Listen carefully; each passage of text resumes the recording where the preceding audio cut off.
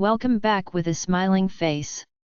Links to previous episodes are given in the video description, so don't forget to like, subscribe and share the video. The Shift of Shadows. Episode 8. Violet's POV. I called my mom as soon as Wel left the cells. She confirmed me theory, Janine was back. Hearing it out loud, I was more determined than before to catch the BH who'd been terrorizing my family. But Jasper wasn't having it, demanding I go home and rest. I only accepted because I knew I'd need a shower after being down there. And I did feel better afterwards. And apparently more exhausted than I thought. As soon as my head hit the pillow, I was out.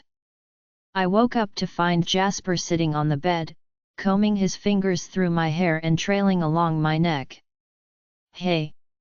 Did I wake you?" he asked softly. "No." We were silent for a while, just looking at each other. Eventually, I couldn't hold it in anymore. "I'm scared," I whimpered. "I am too." He settled in next to me, sitting with his back against the headboard, and pulling me into his arms. "I won't let anything happen to you. Or the babies." "What about the pack?" I whispered. "We are not equipped to deal with multiple rogue attacks. I've been discussing that with King and Ashwell. The warriors your dad left here are going to start rigorous and thorough training, starting tomorrow. I'll be joining in too. I've also doubled the border patrols.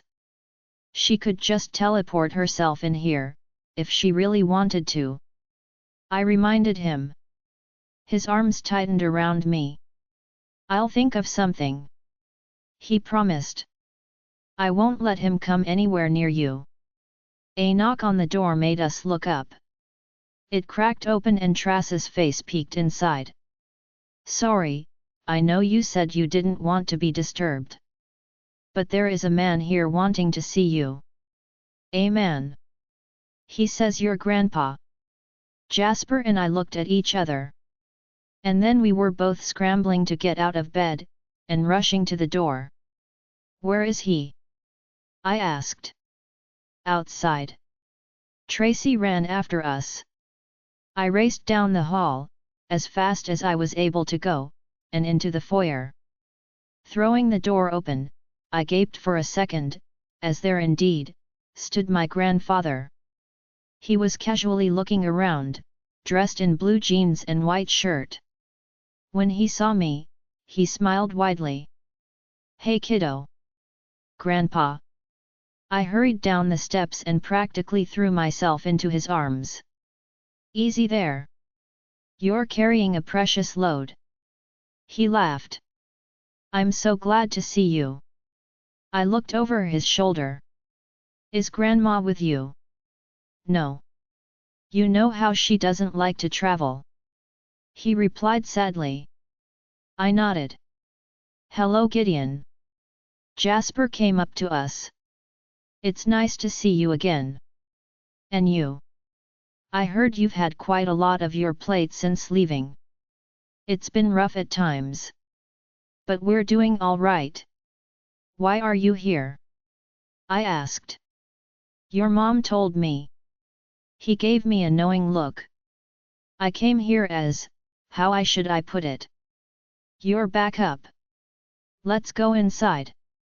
We can talk more openly there," Jasper suggested. I nodded, taking Grandpa's hand. He whistled lowly as we walked up the stairs to the office. "No offense you two, but this place is pretty." "We know," I interrupted. "We want to build a new pack house. But more important things came up first." "I can help with that." I walked into the office first, taking a seat. "How?"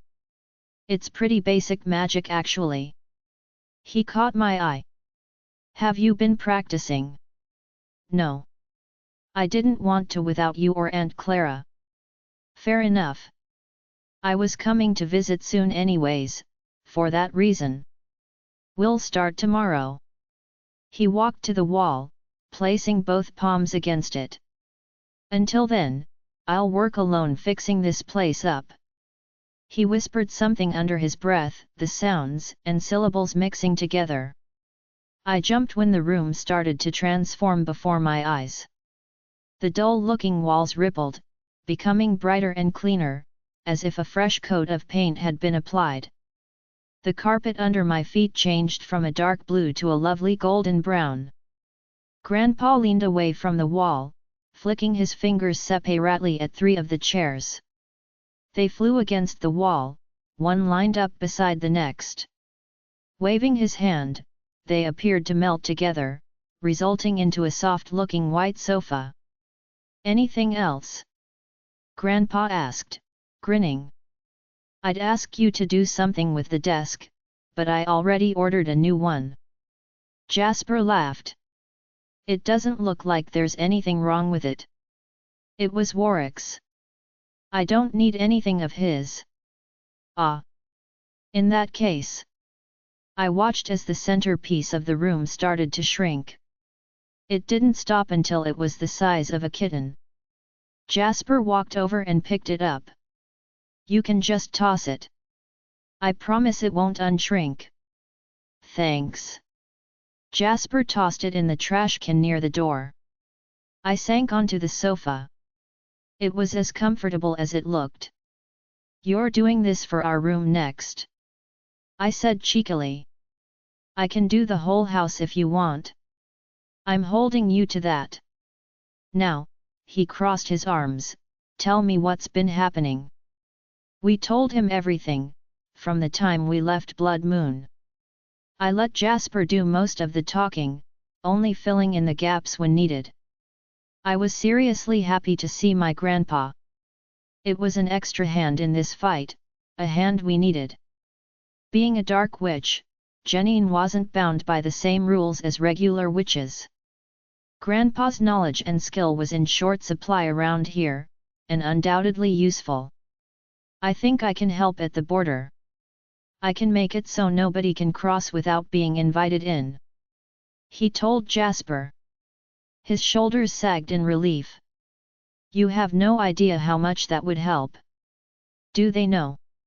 He looked at me. "About you?" I shifted in my seat. "We're going to tell them." I evaded the question. "So, that's a no. When are you telling them?" "Soon. Violet." He came to kneel in front of me. "You cannot keep this from the pack. You've done so much good here, but if they find out you've been lying to them, all that good won't matter much anymore.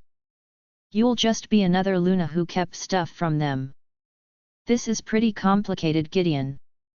Jasper spoke up. "How do we just announce that?" "Simple. You just announce it." Grandpa looked at him. "It's going to come out sometime. And it should come from you too." "He's right." I sighed. "We both know I can't keep my magic bottled up inside, I'll have to use it at some point. I'd rather not try to explain to the pack after another incident like the stairs. I think the sooner the better." He patted my knee. I groaned. "Fine. Jasper, call a meeting. We'll gather everyone in the hall." "When for?" "Tonight." He raised a brow at me. "You sure?" "Yeah." I looked between them. "You'll help me, right?" "Of course. Always."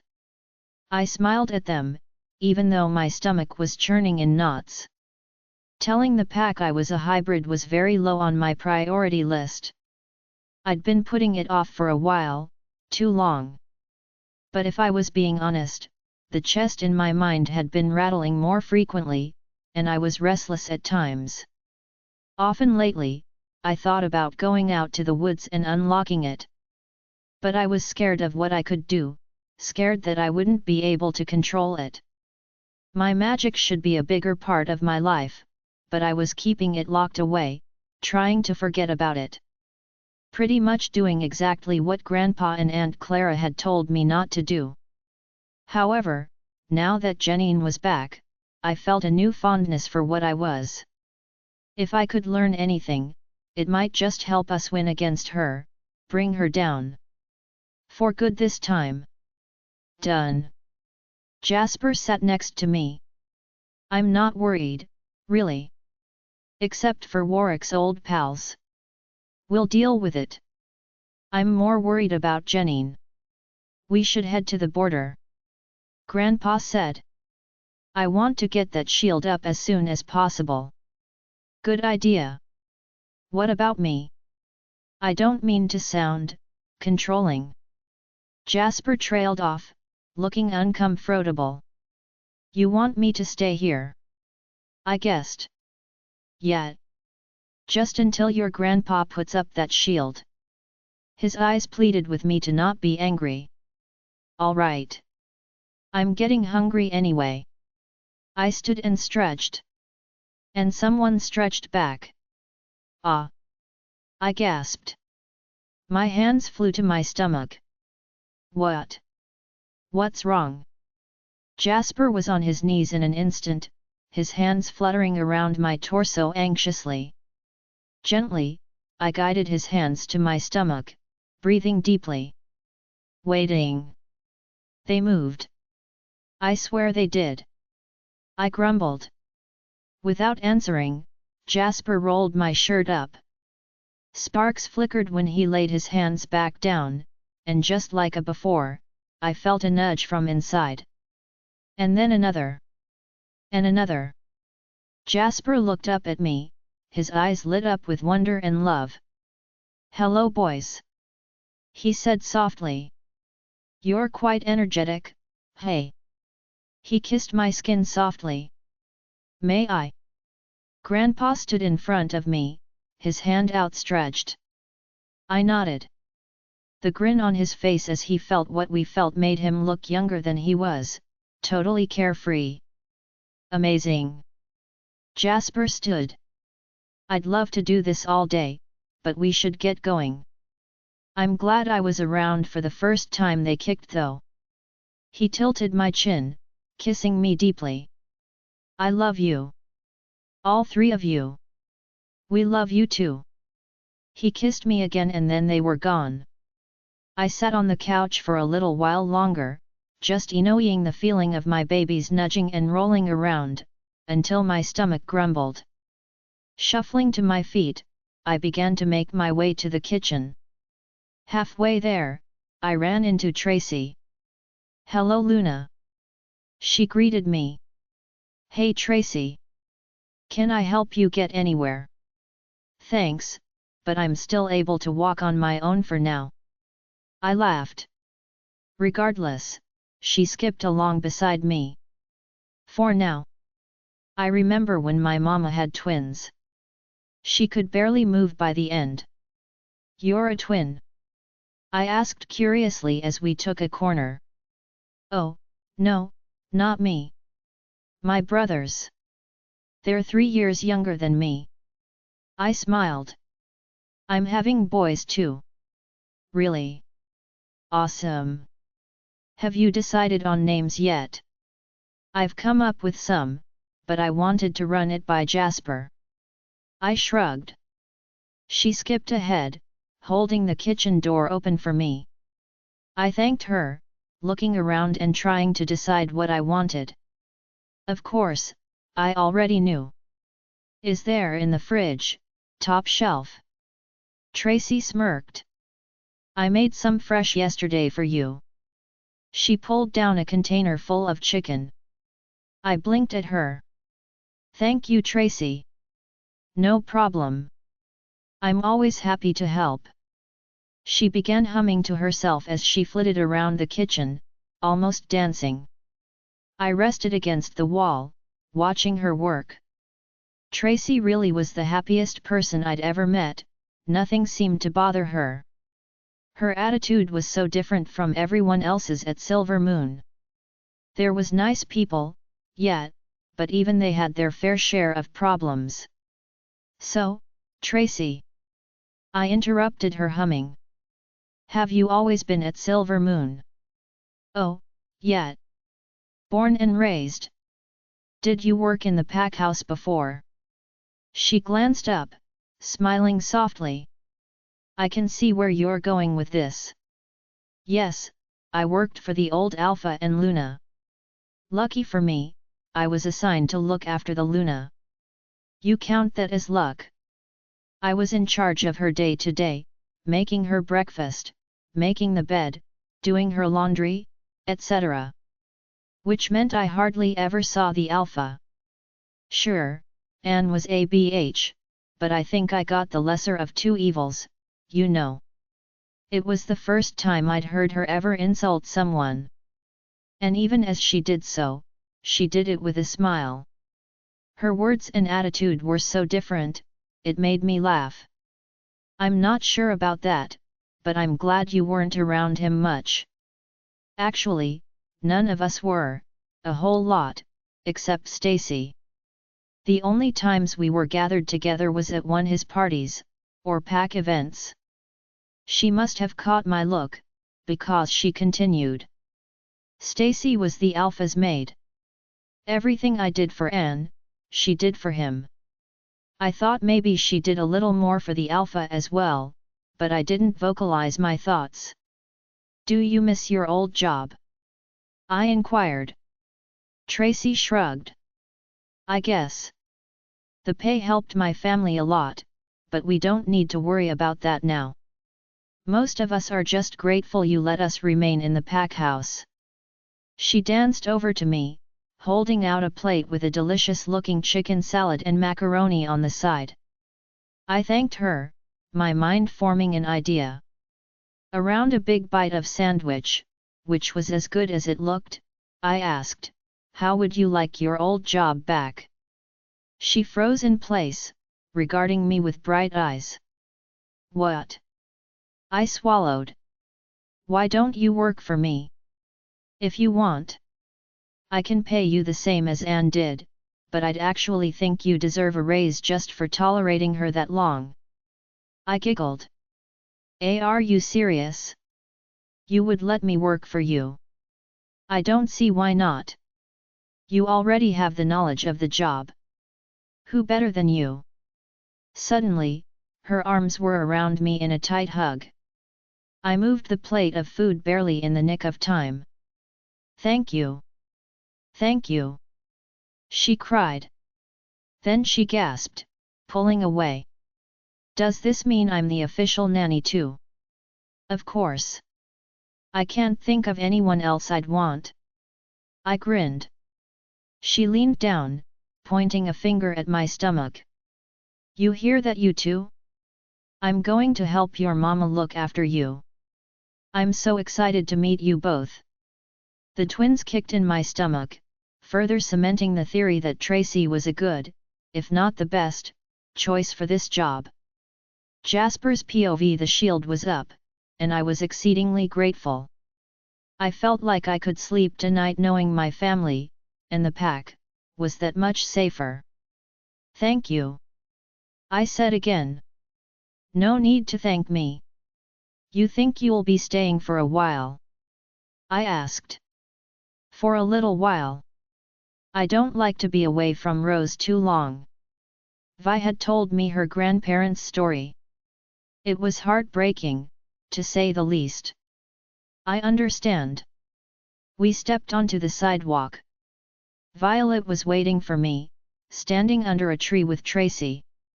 They were chatting happily and I smiled for the fact that she'd made a friend here. A few times she'd expressed how much she was missing Brienne, even though they talked on the phone. Hey! I greeted them. Evening, Alpha. Tracy grinned at me. She seemed more bubbly than usual. Tracy, you remember my grandpa? Violet gestured at him. Oh, yes. Hello again, Mr. Gideon. She shook his hand firmly. Hello, Tracy. Gideon smiled. Well? Let's get this over with. Vi sighed. We started walking together, Tracy supplying most of the conversation. I glanced at my mate when she mentioned she was our new nanny, but Vi wasn't looking at me. Or Tracy. She was staring at the sidewalk, breathing deeply and steadily. I stepped closer to her, wrapping one arm around her shoulders. Hey! It'll be okay. I whispered. What if it's not? She looked up at me with fearful eyes. Then we deal with it, just like we've dealt with everything else so far. Together. Together. I nodded. As we came up to the hall, she clutched my hand tightly. I rubbed her back slowly, hoping the mate bond would help ease her nerves. When we got inside, we were greeted with cheerful hellos and handshakes. A few women stopped us to inquire how Violet was feeling, and congratulated us on twin baby boys. She thanked them politely before moving on. Mom and Dad were also in the crowd, and Elena. I gave her and Mom a hug. Tracy got lost somewhere in the crowd, but Gideon joined us on the stage where King and Ashwell were already in their respective spots. I went to them first. Is everyone here? I whispered. Everyone except 4 guards at the cells. No problem. I'll fill them in later.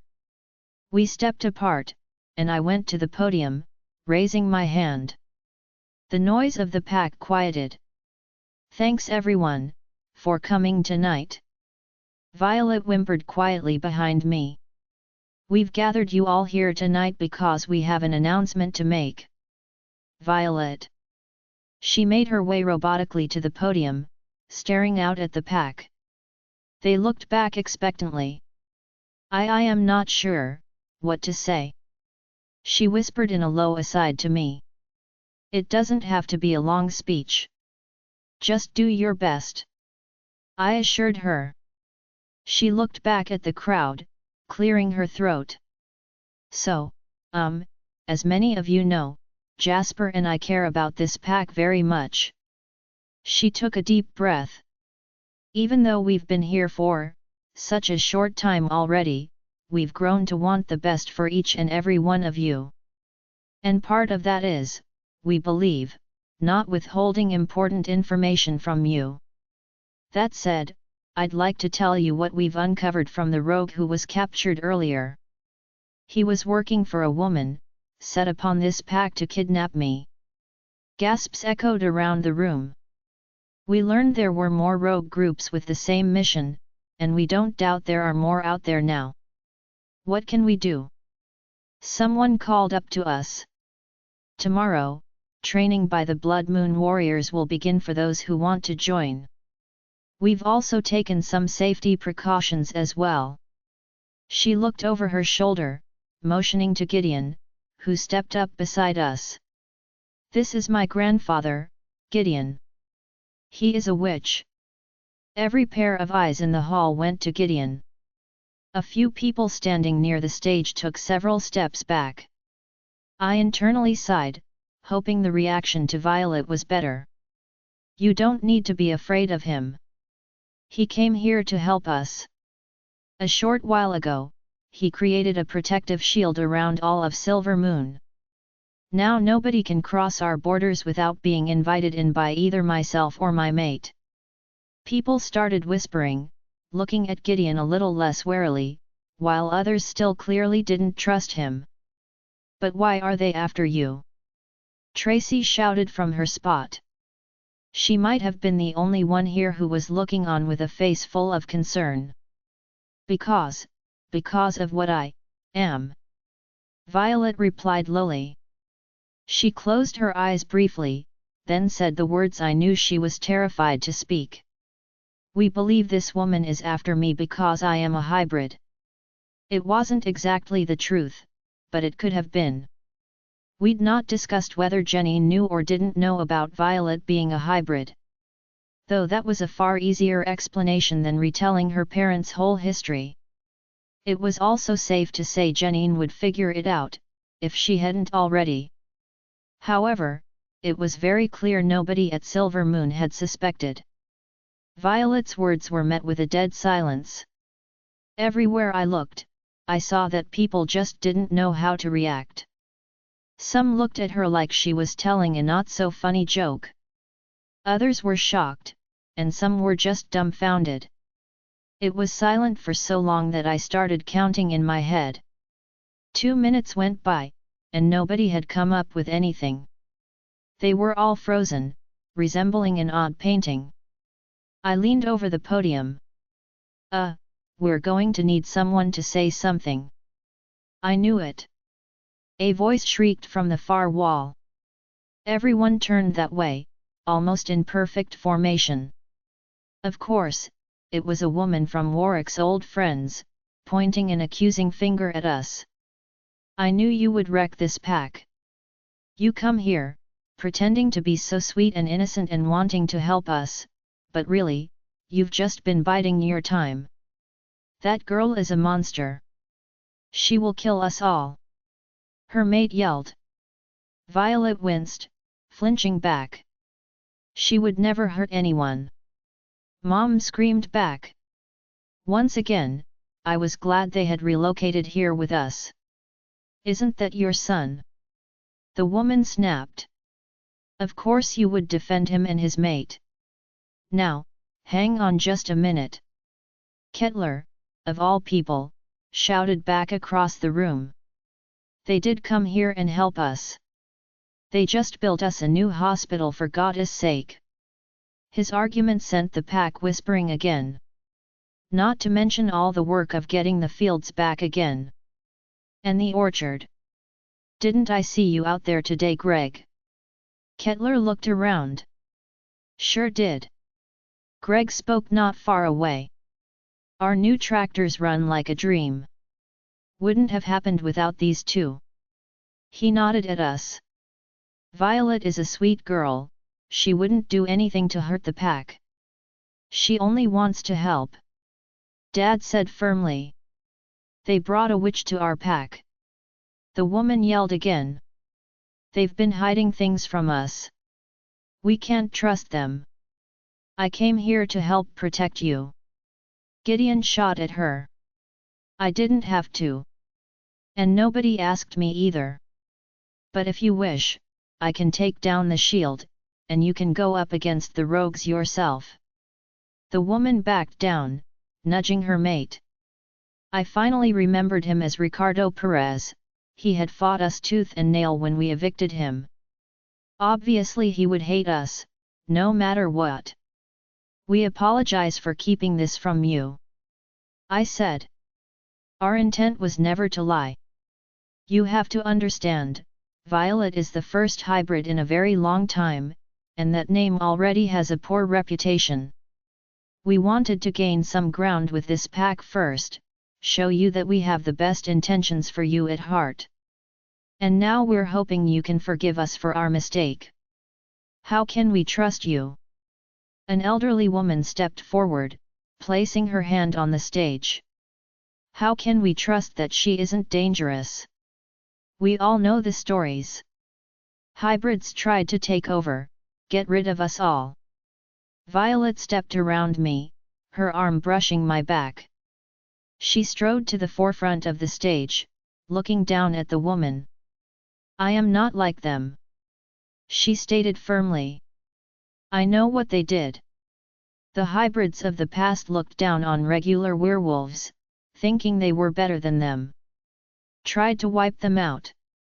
She jumped, leading neatly in front of the elder. They came face to face as she straightened. I am not them. She said again. I am not higher than anyone else. I am the daughter of an alpha, the mate of one, and a Luna. And a werewolf. But I am also part witch. And even though I am all these things, they don't justify who I am. Because at the end of the day, I'm just a girl who is trying to help this pack, and loses sleep wondering how and I can do it. At the end of the day, I'm a mother-to-be who has no idea what motherhood will be like, but is really looking forward to it. I'm just a girl, just like you. She looked around. And like you. And you? And you? I did not grow up as a hybrid. I grew up as a wolf, only discovering what I was after my first shift. She climbed back up onto the stage, further away than before. You may call me a hybrid, but my wolf and I? The goddess has another name for us. We are a midnight wolf, the first of our kind. This leads me to believe that my ancestors were not the monsters who committed such horrendous crimes. And then she shifted. The planks under her feet creaked from the new weight. But the loudest sound of all was the gasps and murmurs of awe as Violet turned, showing everyone the marking on her side. Her aura, so much stronger now as Luna, wrapped around those of us standing closest to her. Her large head found the elder again, her eyes piercing. I believe that is the correct answer, young one. She smiled. You are no danger. A low whine came out through Hala's teeth. Thank you, I said to her. If anyone has anything else they'd like to say, any questions or concerns, please feel free now.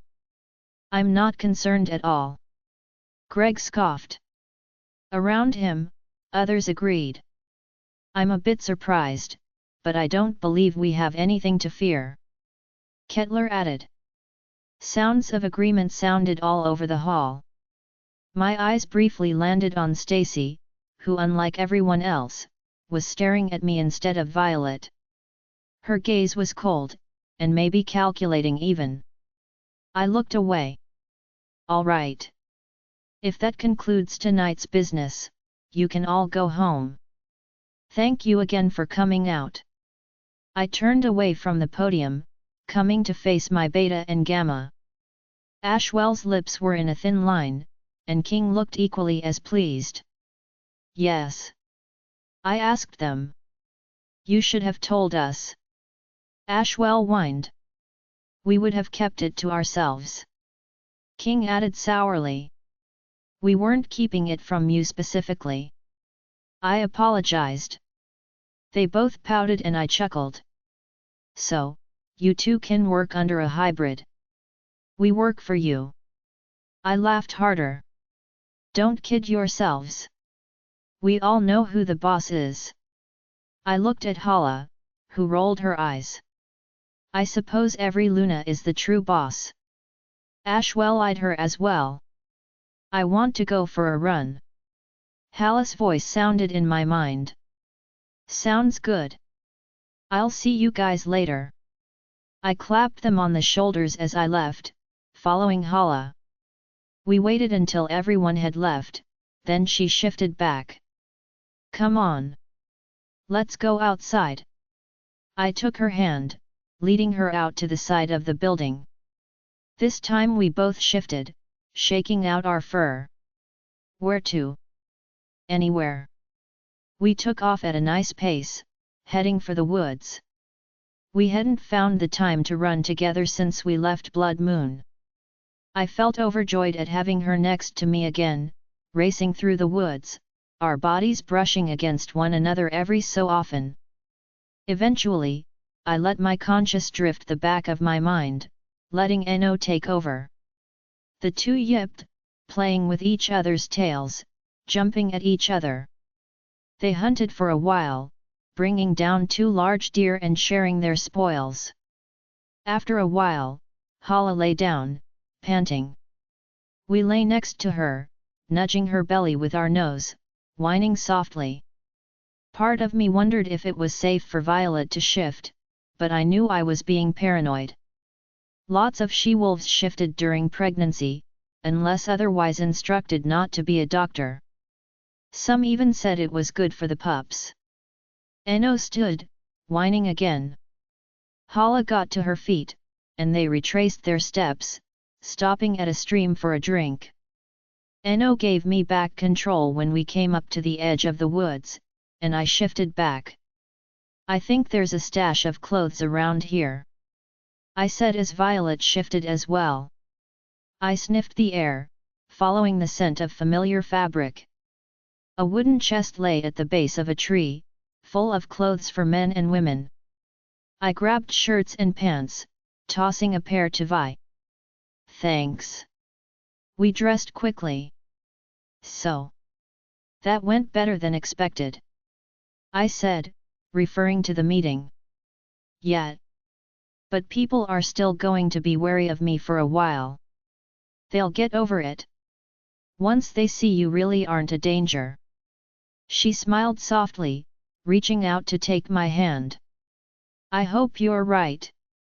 A scream echoed through the dark towards us. Instantly, we were both running, Vi holding her belly as she went. We'd come out pretty close to the pack house, and I judged that's where the sound came from. But when we got there, I couldn't do anything but gape. Dear Goddess! I gasped. Gideon, what did you do? Jasper's POV. I stared at the house in equal amounts awe and confusion. Everyone who lived here was gathered outside, with clear mixed emotions as well. Gideon, on the other hand, seemed very pleased with himself.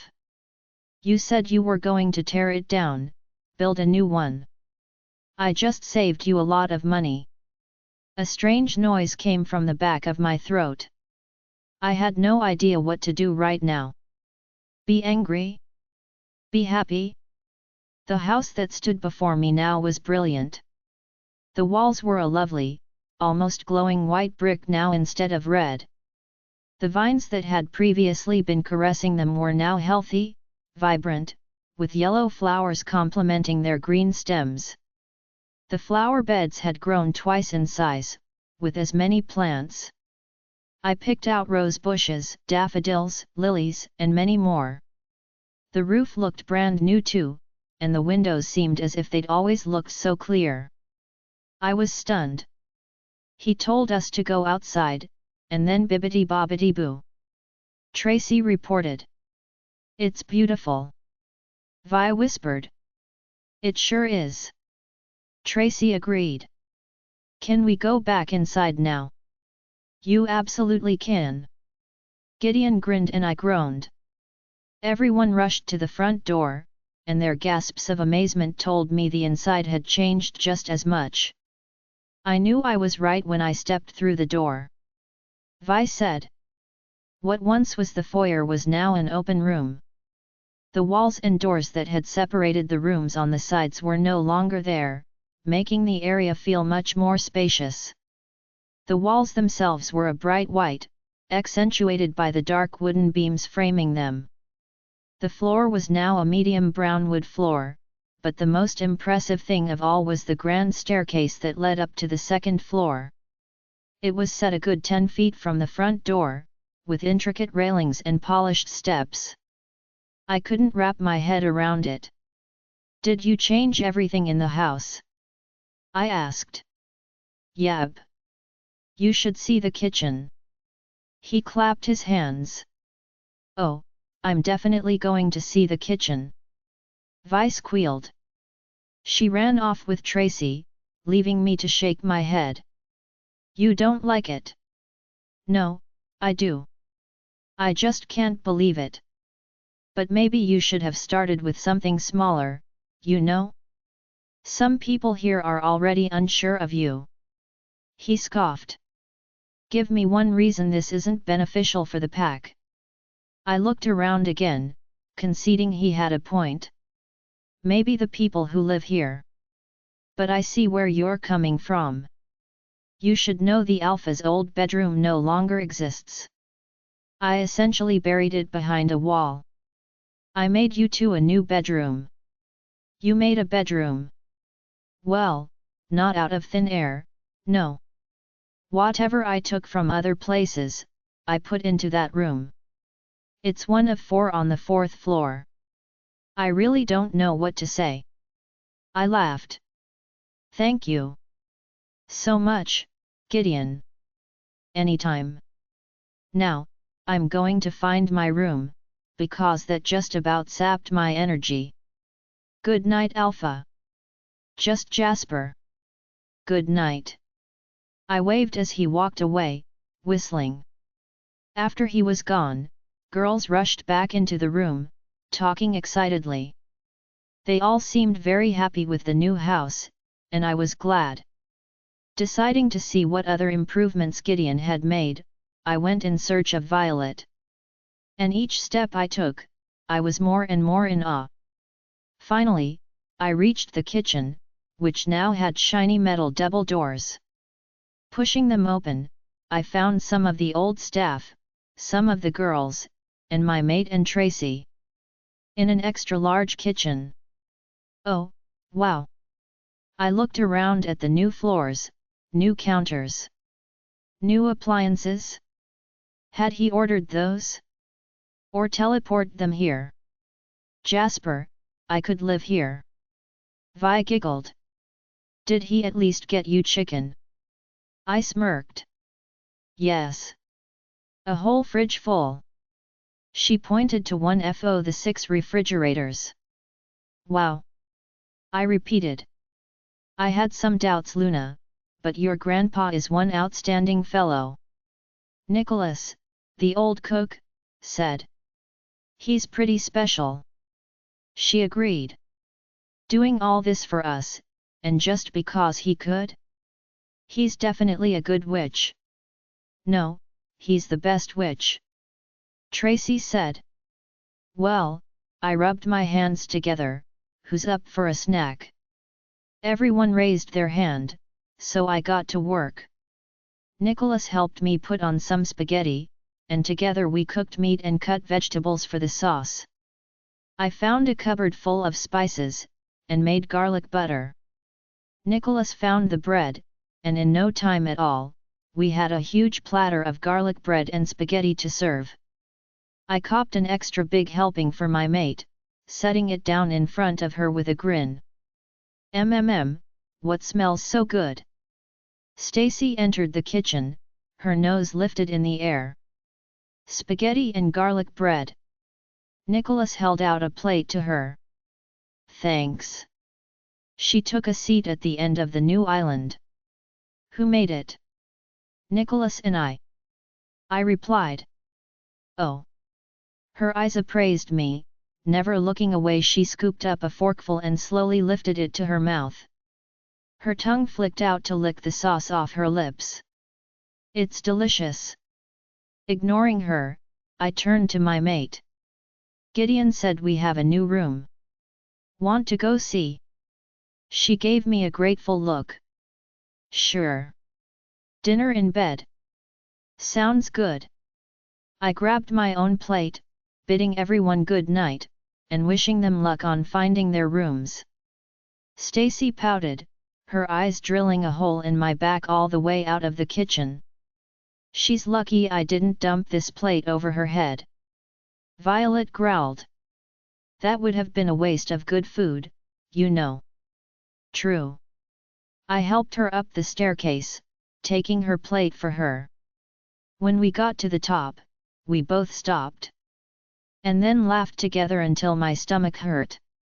I guess he learned that nobody likes stairs. I chuckled as we got into the elevator. I hit the button to the 4th floor, the door sliding closed smoothly. When it opened again, we were in a long hallway, with soft, plushy brown carpet and beige walls. I counted 4 doors, like Gideon had said. Crossing over to the first, I opened it, and frowned. It was empty. I think this is supposed to be the nursery. Violet smiled beside me. He didn't put anything in so we could decorate it ourselves. I shut the door, moving on to the next. It was an office, and sitting in the middle was the desk I had ordered. I shook my head again, closing the door. The door on the other side of the nursery revealed our bedroom. We stepped in together, softly shutting the door. Violet's hand went to her mouth as she looked around. I stood by the doorway, completely and totally speechless. It was the cabin. Somehow, Gideon had managed to bring the interior of my cabin into this room. Everything looked exactly the same, from the windows, to the floors, down to the bed. Even the old brick fireplace had a roaring fire already lit and dancing. I was tempted to ask him if he took the furniture and moved it here, but I didn't want to move. The only difference was there were no walls to separate the bedroom and living room and kitchen. It was an open concept, but the same. My throat felt clogged with emotion. That guy was just too sweet a guy. This is amazing. Unreal. She went to the bed, her fingertips stroking the blankets. I can't believe he did this. The way she looked right now, healthy and round with our children, black hair flowing down her back, skin glowing. She was the most beautiful woman I'd ever seen. Her eyes flicked up to meet mine, the bluish green popping out against the colors of the room. Vi looked at me sheepishly. What? For an answer, I turned and locked the door. Then I strode to her, catching her face in my hands and capturing her lips with my own. We hadn't been intimate much since coming to Silver Moon. With everything we'd had to take on, and the fact that neither of really wanted to in this house. But this room didn't belong to the old house. This room never existed until now, and that made this so much better. Warwick had never stepped foot here, had never conducted dirty work here. This was our room, and ours alone. I knew Violet felt the same way when she pulled me down on the bed. I hovered above her, careful not to put too much of my weight on her. My lips moved from hers, down, along her jaw, her ear, down to her neck. I inhaled her scent. And then we were kissing again, clothes being ripped off, literally. I was going to have to replace her shirt at least, as it was now shredded on the floor. My skin was set aflame wherever she touched, my breath coming faster and deeper. My fingers found the sweet spot between her legs, rubbing and teasing. She moaned under me, driving me further to insanity. I needed this girl like I needed air to breathe. Bringing my mouth down to her mark, I nibbled at the spot, letting my canniness extend. Jasper. I need you. Violet whimpered. I was too happy to give in. Lining up with her entrance, I entered her slowly, enjoying every minuscule expression that crossed her face. For a minute, we simply lay together, connected without words. She nodded, and I started to move. Oh! Goddess, I missed this. She breathed. Me too. I panted. We moved together, finding our rhythm. Every stroke was pure heaven, utter bliss. Violet's moans filled the room, urging me on. When she shifted, I leaned back, gently pulling her with me until she was straddling me. Hooking her arms around my neck, she began to lift herself, coming down hard and deep. Easy love. I cautioned. Silly. X doesn't hurt the babies. She came down even harder, causing me to groan. Vi. I buried my face in her neck, going back to her mark. This time my teeth came out on their own, piercing her skin. My hands lowered, running down her back and grabbing her ass. My name on her tongue was music to my ears, and soon I couldn't hold back anymore. My teeth sank into her marking spot, her blood filling my mouth. As I knew she would, I felt her teeth pierce me as well, and together. She fell slack against me, her tongue running over her puncture marks. I returned the favor. Gently, I lifted her off me, bringing her with me to the head of the bed. I love you. She whispered, her eyes already closed. I love you too. Sleep tight, love. I kissed her nose. Wrapping the blankets around her, I left her in the bed. If I was right, and Gideon was accurate. I grinned as I found the bottle of whiskey in the top cabinet of the kitchen. Grabbing a glass, I poured myself a drink, glancing at Violet's sleeping form. Not wanting to disturb her, I sat on the sofa, taking a sip and letting the liquid run down my throat. It burned as it went down, but I liked the feeling. My mind drifted to the little box in my jacket pocket. Dmitri had given his blessing, even came with me to find the ring. We'd traveled back to Blood Moon, to a well-known jeweler Ben had suggested. Nobody but us three knew we'd even gone, our cover story being we were out getting materials for the houses. I just needed the perfect time to do it, because that's what Violet deserved. And there was no doubt in my mind she was the girl I wanted to marry, mate or not. I'd loved her since I was a kid. So, I sat there and thought up the perfect way to propose to her, without her catching on. Don't be cliché, and do at a restaurant or something. Enno said. I didn't think you were still here, Enno.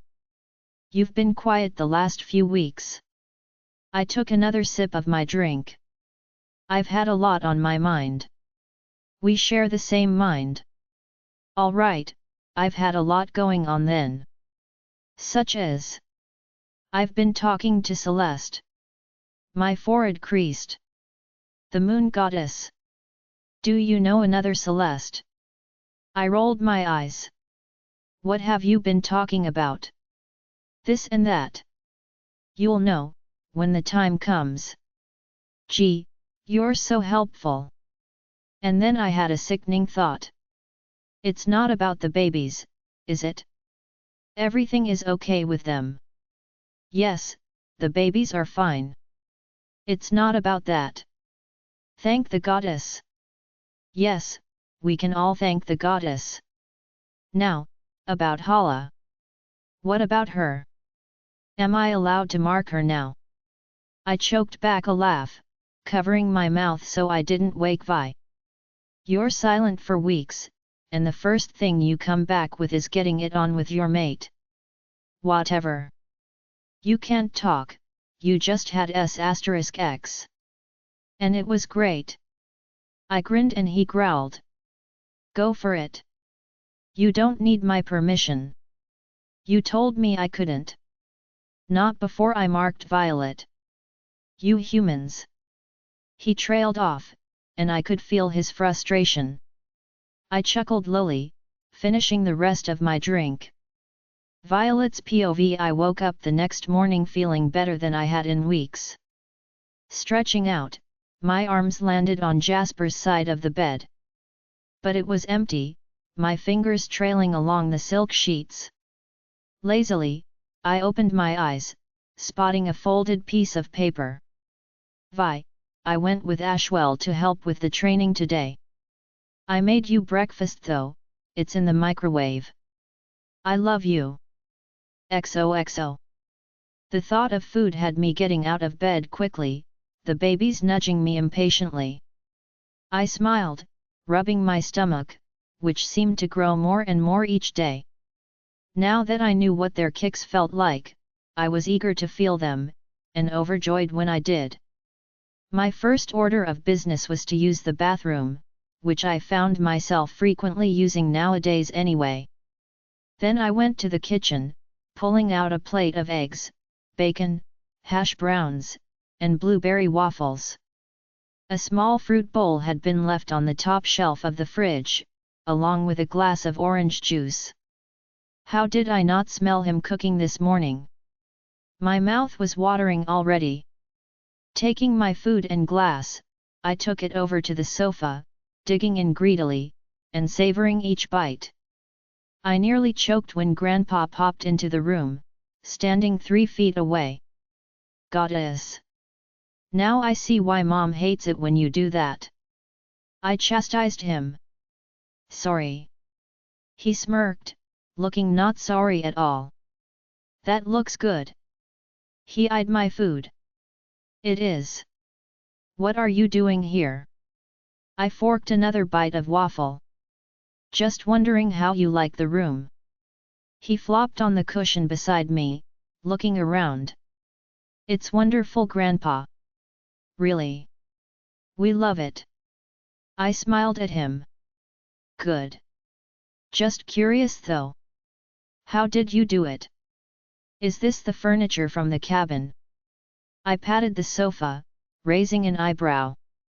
Yes. But I was going to replace it at the actual cabin. I laughed. Good, do that. He let me finish my breakfast in silence. When I was done, I took the dishes to the sink, then I looked at the closet. Jasper and I had never unpacked our clothes, we'd been living out of suitcases. The old room downstairs was never a permanent room. As for the baby's belongings, we'd put them in the closet there, resolving to unpack them when we chose as room we liked, or had a new house. You didn't happen to bring my clothes up here, did you? I turned to Grandpa. They should all be there. He replied easily.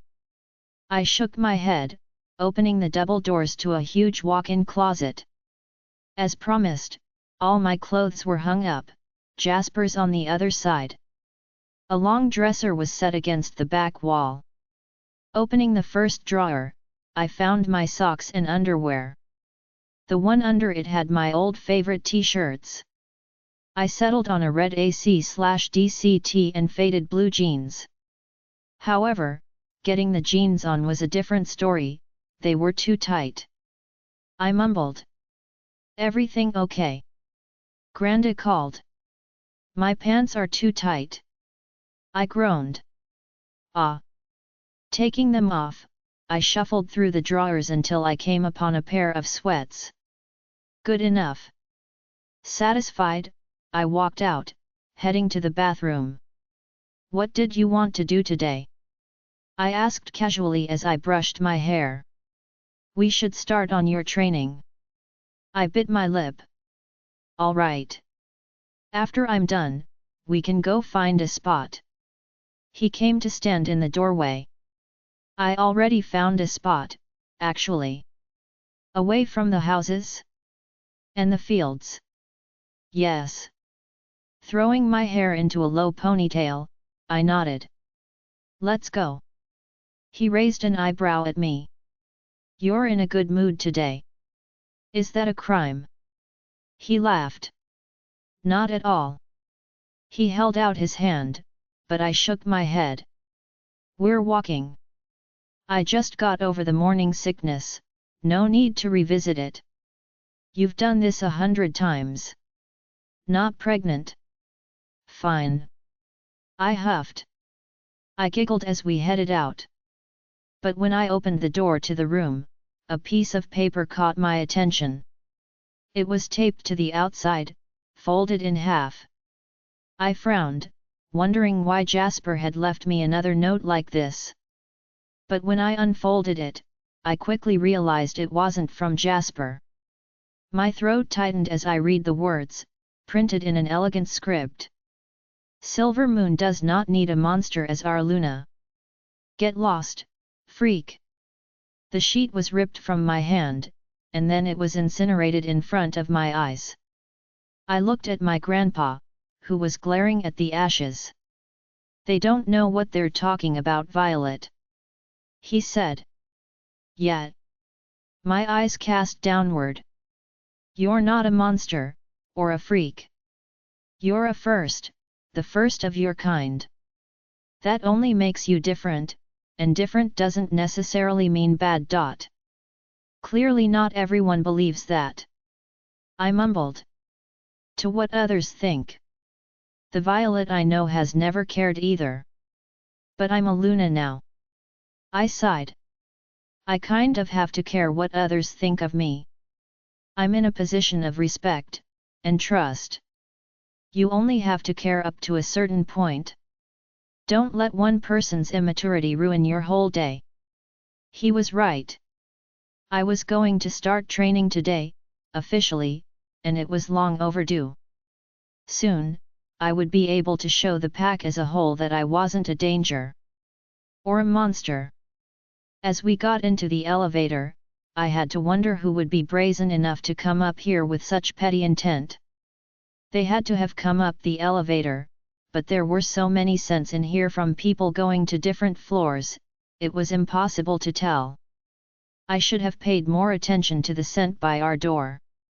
The door slid open, and I took Grandpa's hand as we descended the stairs.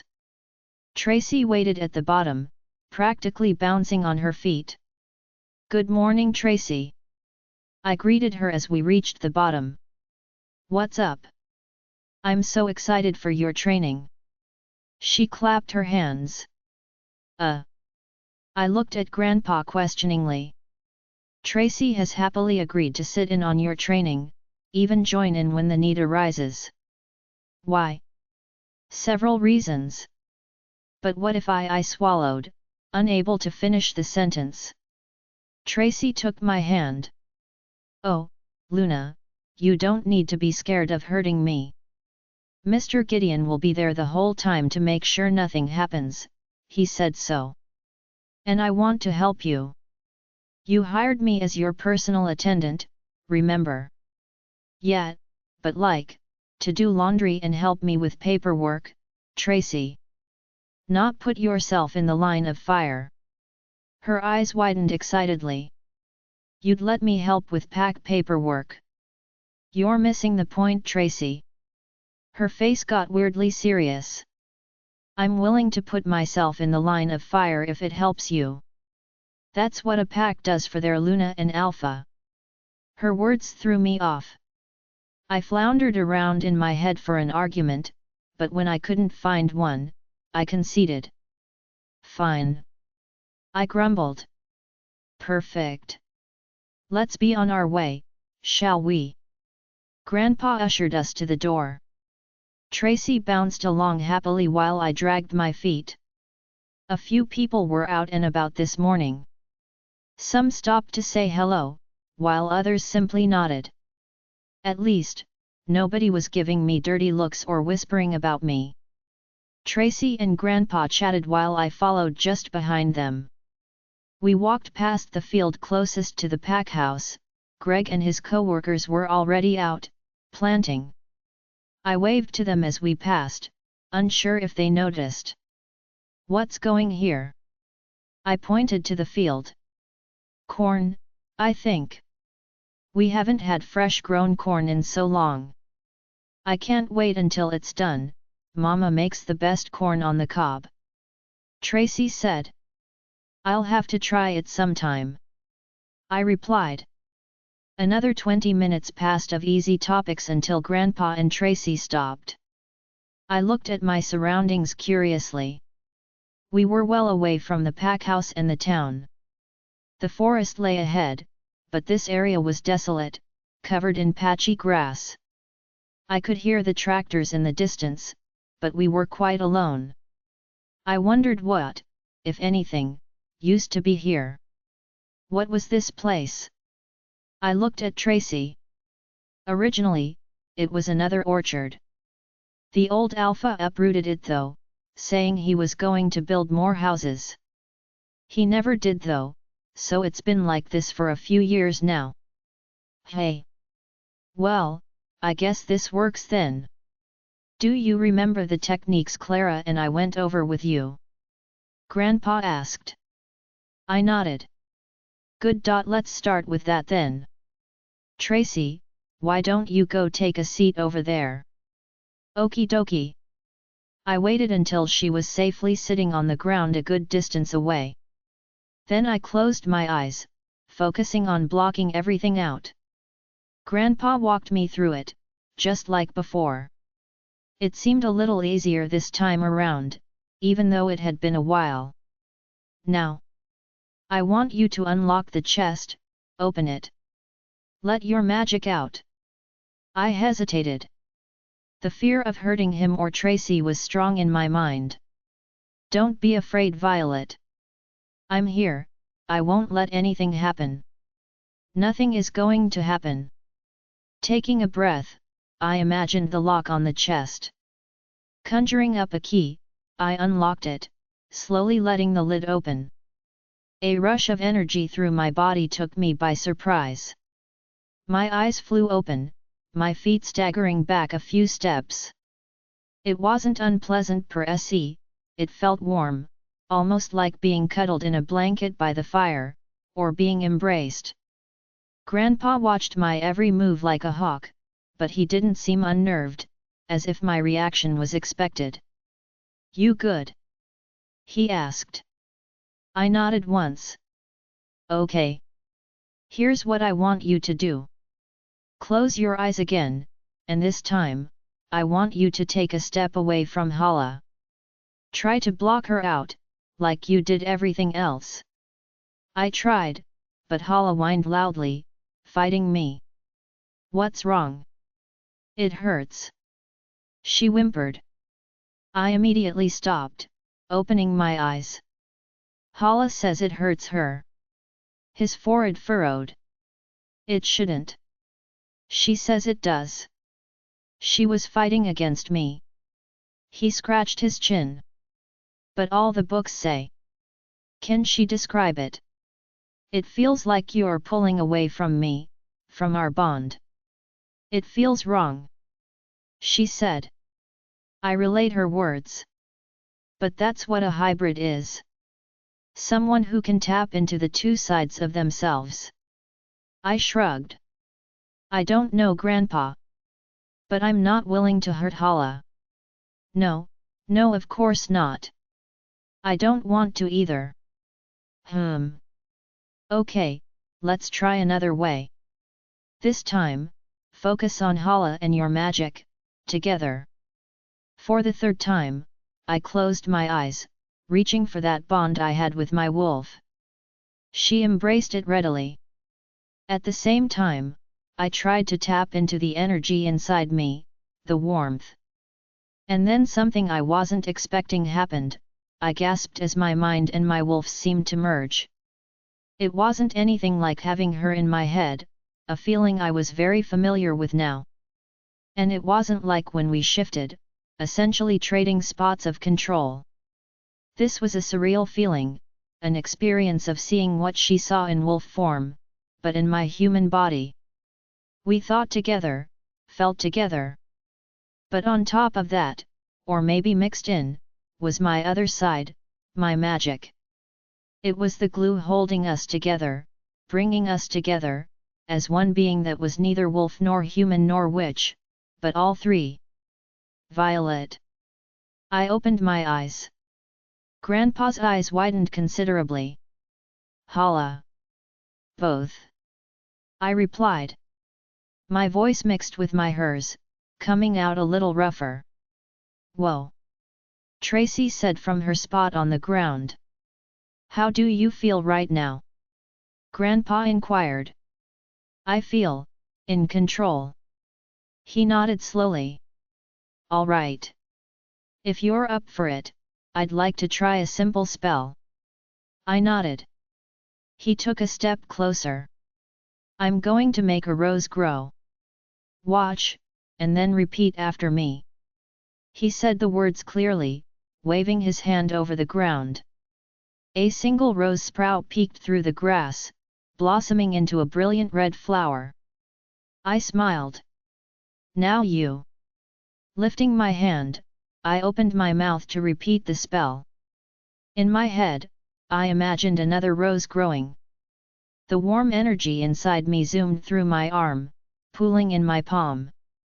The temperature grew, almost to the point of hot. Before I'd uttered a single syllable, grass started to grow under my feet.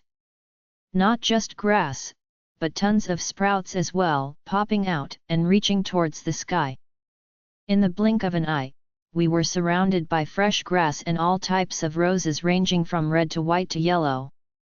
In front of them all was a tiny tree, the only one in the clearing. I stood there, bewildered. I'm sorry. No, I am. Grandpa stared around us. Further out, Tracy was approaching, looking in awe at the new plants. I don't know what happened. I admitted. I was going to say the spell, but you didn't need to. What does that mean, Grandpa? He met my eyes calmly. It means we were wrong. You are not a hybrid. Violet's POV. What do you mean she's not a hybrid? Grandpa, Jasper, Tracy, King, Ashwell, and I were sitting in one of the common areas. As soon as Grandpa realized something was off-kilter with me, he'd told me to mind-link the boys right away for an emergency meeting. I'd invited Tracy along. I wasn't entirely sure why, but her never-ending positivity made me feel better. Grandpa paced back and forth, occasionally wringing his hands together. Like me biting my lip, that was his nervous habit. I suppose the technical term could still be hybrid, but she doesn't use her abilities like one, he said. She is sitting right here, I said from my seat on the sofa. Why don't you think I'm a hybrid anymore? Ever since we discovered what you were, I've been reading non-stop. I even went to visit an old friend, Celeste. He was always intrigued by hybrids, always wanting to learn more. Naturally, he had tons of books and journals I could read. He even had an old scroll, dating back to who knows when. He threw his hands up. Most of what I read I already knew, knowledge passed down from the time of their extinction. What I didn't know is how they used their abilities. But I'm assuming you found out? King inquired. Grandpa nodded. The one piece of hybrid history that was the same in everything I read. To access one side of themselves, they had to pull away from the other side. I don't understand. Ashwell said. For example, imagine a wolf and a vampire hybrid. Vampires have vast abilities that are actually similar to our own. However, they are far stronger, faster, and they need blood to survive. Unlike us. So in order to tap into that extra strength or speed, the hybrid would have to mentally and emotionally pull away from the bond with their wolf, giving themselves over to their vampire side. The same goes for a witch hybrid. He stopped and looked at me. It should not have hurt Hala when you tried to tap into your magic. You were not severing your bond with her, simply pushing it to one side temporarily. And you should not have been able to use magic without any incantation. But you do. Jasper asked, confused. Grandpa shook his head vehemently. It's not possible. I've all but mastered saying spells in my head. Same with Clara. You don't need to vocalize the spell for it to work. He tipped his head to the side. Is that what you did? I don't think so. I replied carefully. I remember the words. But I wasn't thinking about them, not really. I was imagining a rose growing, like you did. And then lots of them grew. And you felt the sparks. Sparks? My brows came down on confusion. When you used your magic. It doesn't feel like sparks. He sat down across from me, leaning in. What does your magic feel like, Violet? I thought about it for a second before answering. It feels like an energy. And it's warm. Like stepping into a warm bath, I guess. It's not spark-like, it's more of a buzzing. Like adrenaline. I looked at Tracy, goddess knew why, but she smiled and patted my shoulder. Grandpa didn't say anything, and I began to worry. My whole life, I'd never gotten anything truly right. I was the troublemaker, the odd one out. I did all right in most things, but I always felt kind of off. Then I learned I was a hybrid, the most off anyone could be in this day and age. Now, here I was, debating whether or not that's what I truly was in the first place. Could I be defective? Was something wrong with me? Could I not even be a good hybrid? Finally, Grandpa spoke, his voice very low. You have different magic than I do. My heart sank. What does that mean? It means that I was wrong. I really don't think you are a hybrid, Violet. You have magic, that much is obvious. But it's different than a witch's magic. Remember what you said the other night? Ashwell leaned over the back of the sofa. You said that you're the first of your kind, that your ancestors maybe weren't hybrids. Maybe that's true. I sighed. I don't know why I said that. For all we know, every witch hybrid had different magic than regular witches. Not according to Alistair's books. Well, maybe those are wrong. It's been centuries since there was a living hybrid. Information gets scrambled. Violet, I don't want to talk about this anymore right now. I interrupted whatever Jasper was going to say. I was just learning to accept that I was a hybrid. Now I might not be one. I announced to the whole pack what I was, Jasper. My head sank into my hands. I just want to know who I am. I mumbled. Tracy rubbed my back in soothing circles. Well, that's easy. You're Violet, silly. I raised my head slowly to look at her. As usual, she was smiling. That's not what I meant. I told her. I know. But does it really matter what you are? Look at everything you've done. You're a good person, Violet. You're loving and attentive and you care about others above yourself. You're a great mate as far as I can see, and you're going to be a great mother too. You could be a dragon mixed with a fox, and I wouldn't care. As long as you were the same person you are now on the inside. A soft smile touched my lips at her little rant. Thanks, Tracy. I whispered. She's right. King stepped forward. It doesn't matter to any of us what you are. Grandpa and Jasper both nodded as well. I already felt better, knowing I had their support and love. As long as I had that, I was good. I think I know who to ask for some answers. I said, getting to my feet. I'll see you all in a little while, I'm going to bed. Everyone looked at me with varied expressions. Vi, it's only 11:45. Jasper said. I know. But I think I have to be sleeping for this to work. I gave a half wave, leaving them all in a state of total bewilderment. I made a quick detour to the kitchen, grabbing a sandwich out of the fridge, and eating it on my way upstairs. The elevator door opened to our floor as I was brushing the crumbs from my fingers. Going straight to our bedroom, I made a beeline for the toilet. I'd never fall asleep if I had to pee. I did my business, washing my hands quickly. Then I was under the covers, my eyes closed, and calling out with my mind. Celeste? If you're there, I would really like to talk to you. I don't know how I did this last time, but I'm hoping this works. I focused on calming my breathing while calling out to the goddess. My advancing pregnancy actually helped the process too. I'd been taking at least one nap a day lately, becoming tired more easily. Soon, my breathing evened out and I drifted easily off to sleep. At first, it was just blank. And then I was thrown into an extremely vivid dream.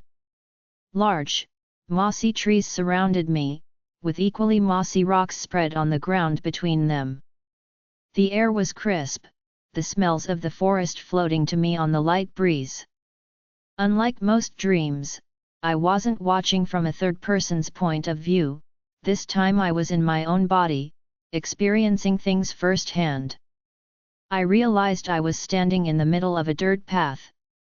Shrugging, I started walking deeper into the thicket. The further I went, the darker the forest became, the trees growing closer together.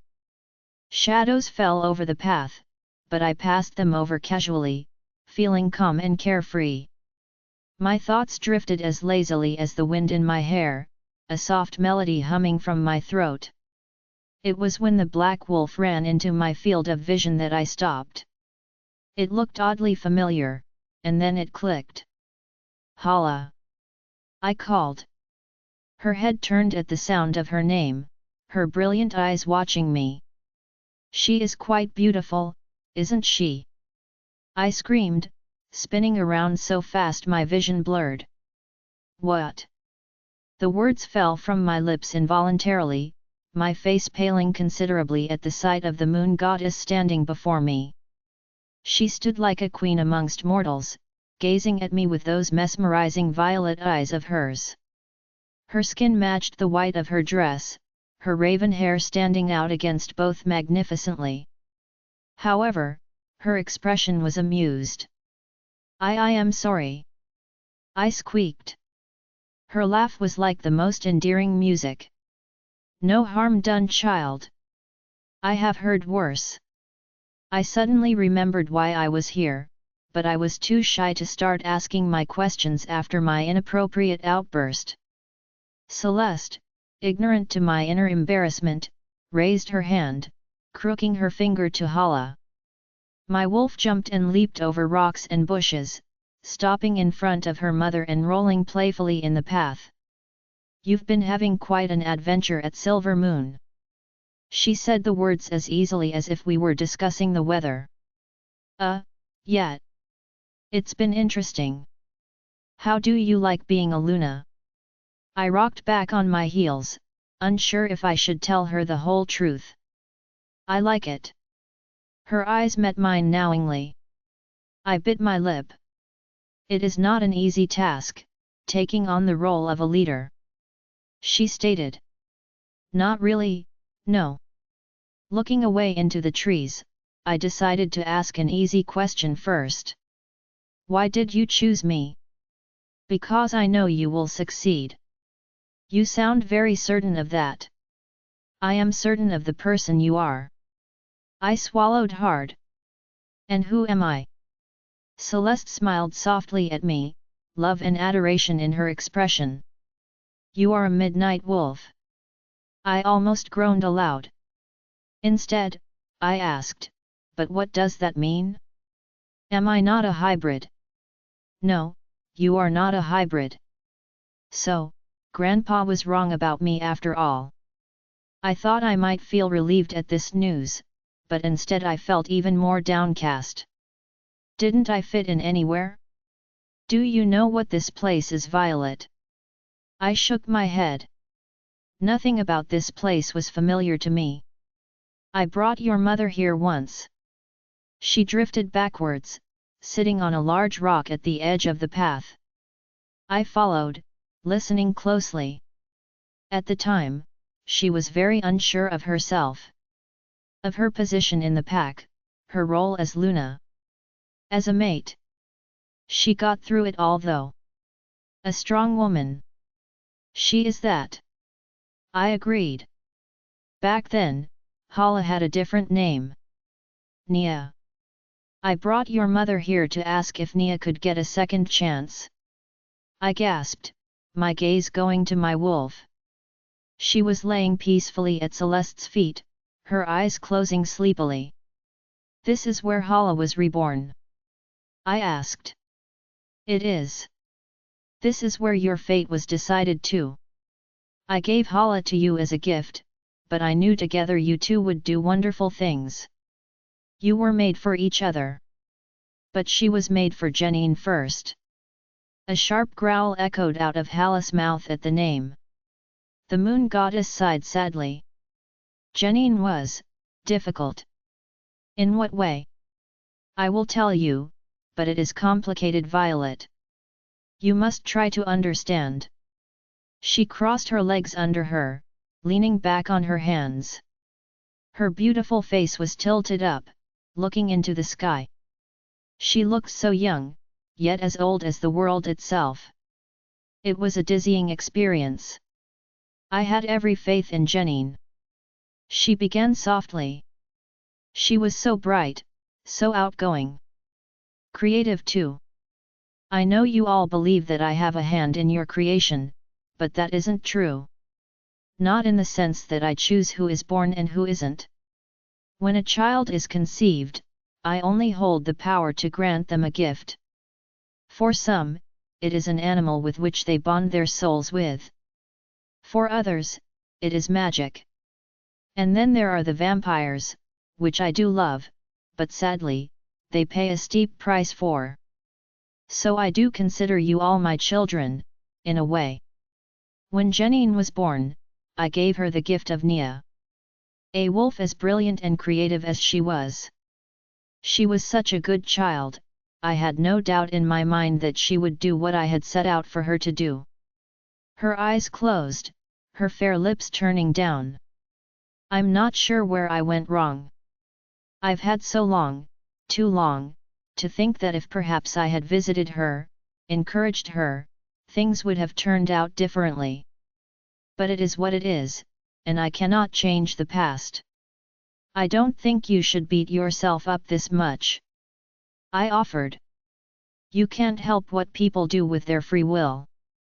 Celeste peeked at me through her long lashes. Maybe you are right. But even a goddess can feel remorse. Why? Because she went crazy with jealousy.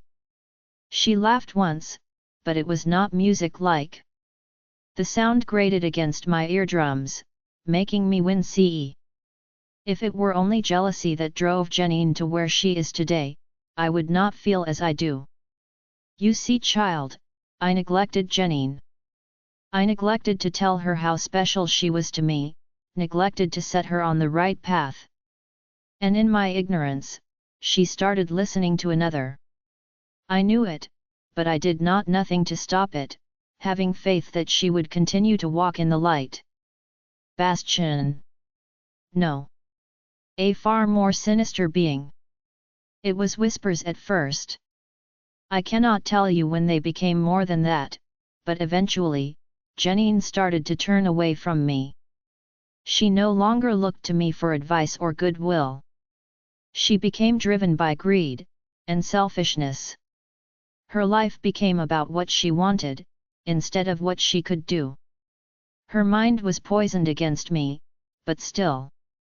I had hope. That hope disappeared when she sent Nia back to me.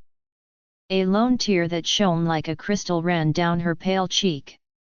Who poisoned her against you? I whispered. A demon. She spat. As cold and cunning as a snake. His name is Phoebus. And. She turned her face to me, stealing my breath with the anger only a goddess could possess. He is my brother. Celeste's POV. I'd been alive for centuries. Millennia even. Yet, it never got any easier to talk about Phoebus. But I had to make this right, I had to fix the mistake I'd made with Janine. I could not allow the same thing to happen a second time. You have a brother. Violet gasped. I do. Even deities have family. I smirked. Whoa. She took a step back. So then, you must have mother. My mother's name is Thea. My father is, I suppose in simple terms, what you would call the universe. I didn't receive a reply, I assumed she was processing this information. So I continued. I cannot remember a time when my brother and I got along. And I have been alive a long time. Where I prefer to quiet and peace of moonlight, Phoebus prefers to rage and burn like the sun. I content myself with caring for others, but he enjoys playing games. Horrible, horrible games. I let my eyes close, memories flashing to the beat of my words. The first creation of mine were foxes. Did you know that? No. Stunning creatures. I cherished them so much, I went on to create more children. Bears, wolves. I should have stopped at the witches. I sighed. But I created vampires too. I suppose some could argue I myself was greedy. Phoebus certainly thought so. I had so many children to adore and love, and they loved me as well. I used to come cloaked to bonfires where they would dance and sing my name to the heavens. Perhaps that was also sinful.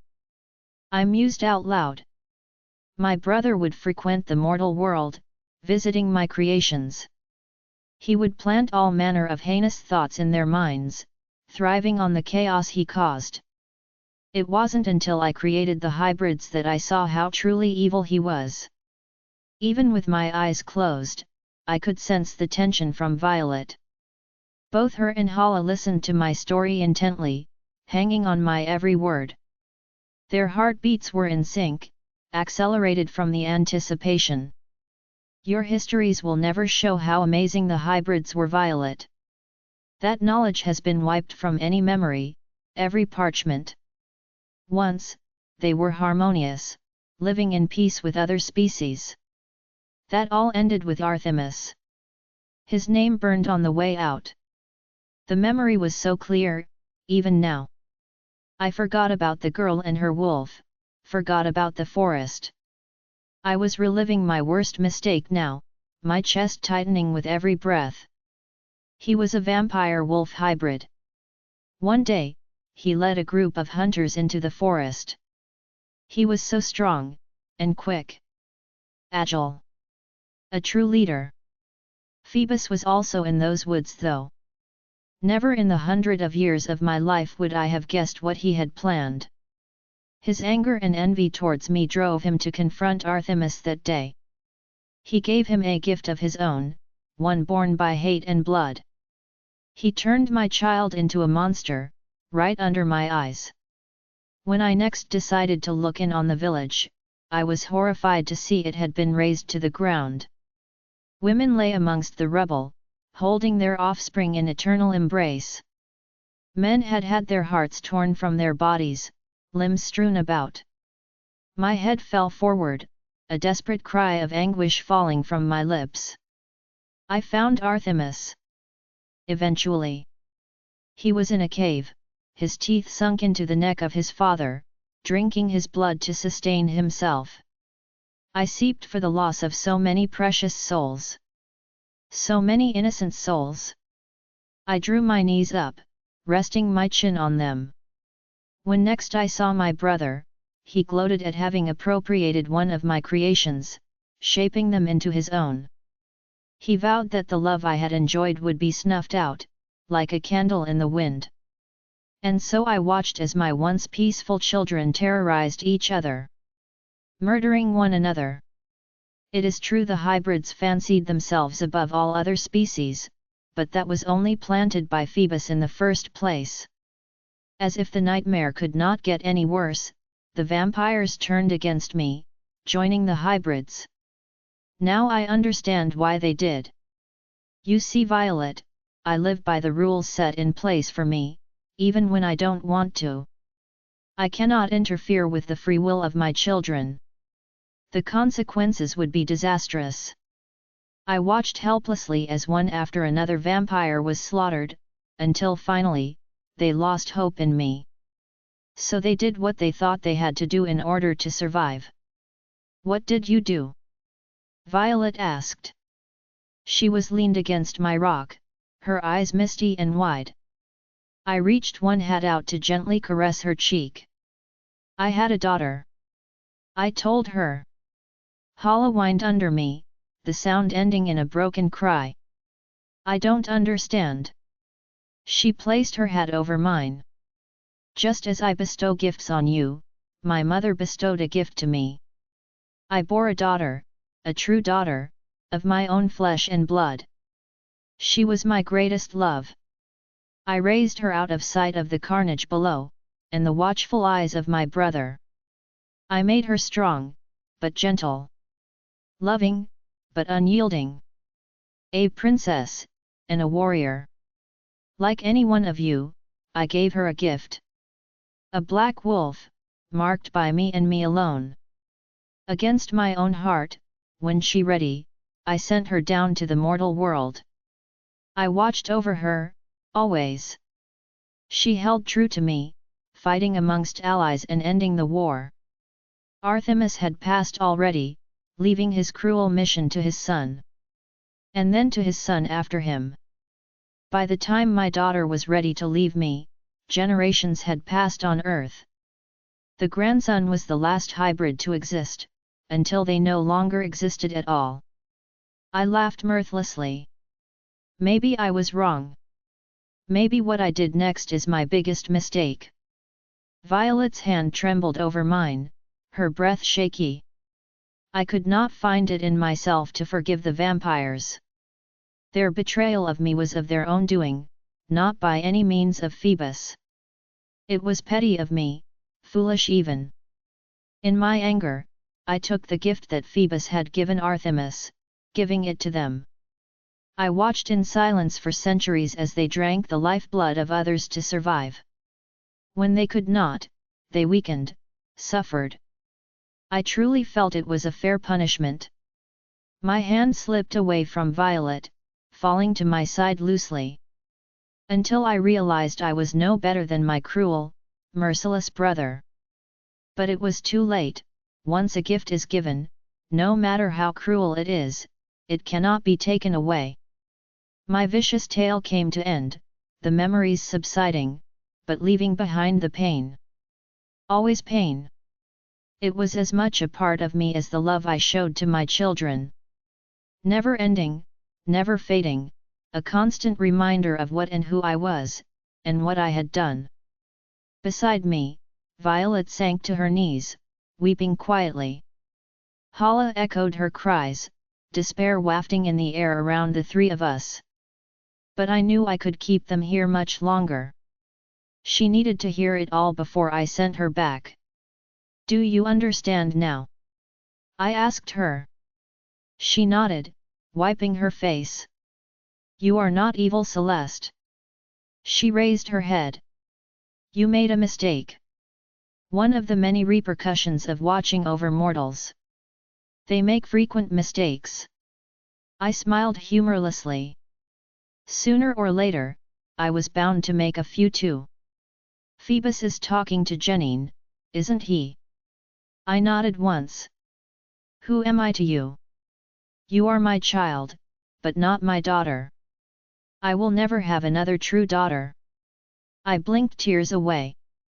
But you are special, Violet. You are the key to the war that hasn't happened yet. My pack is barely surviving, even now, with Jasper and I at the head. How can I prevent a war? She cried desperately. I cannot tell you what I do not know. I don't know my brother's plans. I wish I did. All I know is that he has Janine's ear, and sooner or later, he will show himself to her, if he hasn't already. Violet jumped to her feet. Hala echoed her human's movement, ears flattening and a snarl ripping between her teeth. You have no information for me at all. She shouted at me. You saddled me with this responsibility, when I am literally the worst person for the job. Her eyes held an amount of fear that broke my heart. My feet slipped off the rock, hovering inches above the ground. I stood before her, unknowingly just as afraid as she was. There is no time to be wasted doubting yourself. I let a tiny bit of my aura fill my words. It had the desired effect. Violet quieted, staring at me with awe. You are the one I trust with this, Violet. You and those closest to you. I have faith you will not fail. What if we do? She whimpered. That is not an option. Phoebus must be stopped. Janine is simply his puppet this time. But don't underestimate her either. He is no longer playing games. Failure this time means the end of all of us. I can't do it, Celeste. She stepped further away from me, her head shaking side to side. You have to choose another. I'm not strong enough. Doubting yourself, again. My voice filled the forest, the branches of the trees bowing to my authority. Hala fell to her knees, her head to the ground. Violet, on the other hand, stood straight and tall, a look of steel in her eyes. My heart and aura settled as I watched her withstand the power of a goddess. My expression softened, my feet moving towards her. You are your mother's daughter. So much stronger than you realize. You will succeed, just as she did. I cupped her cheeks, leaning in. What was your daughter's name? She asked quietly. I froze. Elsa. What happened to her? My lips touched Violet's forehead gently. I whispered against her skin, this you must remember, child, she died. There was the familiar shimmer of the air. When I opened my eyes, I was alone in the forest. Jasper's POV, I stared, wide-eyed, at my mate, along with everyone else. We'd reconvened in the living area, with the doors shut, and had Gideon soundproof the room as an extra precaution. Vi had mind-linked me in a state, saying we needed to talk urgently.